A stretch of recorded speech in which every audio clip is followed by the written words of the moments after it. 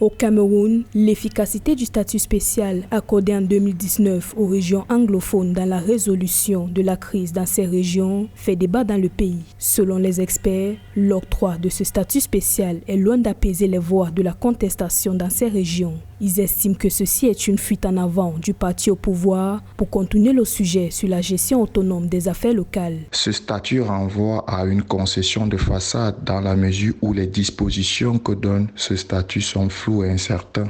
Par ailleurs, la volonté des autorités gouvernementales à accélérer le processus de décentralisation démontre que la gestion autonome des affaires locales motive ses actions en matière de gouvernance. Adopté par les autorités camerounaises, ce projet de loi sur la décentralisation accordant un statut spécial aux deux régions anglophones du pays était la principale recommandation des députés au grand dialogue national convoqué par le président Paul Biya en octobre 2019. Ce statut spécial, qui avait fait souffler l'espoir d'un retour à la paix dans les régions anglophones, n'a pas permis jusqu'ici de résoudre le conflit qui sévit dans ces zones depuis 4 ans. La logique formelle qui encadre l'adoption d'un statut spécial en vue de la résolution de la crise anglophone s'inscrit d'abord comme un acte politique qui vise à apaiser le climat sociopolitique qui prévoit dans ces régions. Ensuite, sur l'aspect économique et social, il est question de sortir d'une situation d'urgence vers une voie plus résiliente.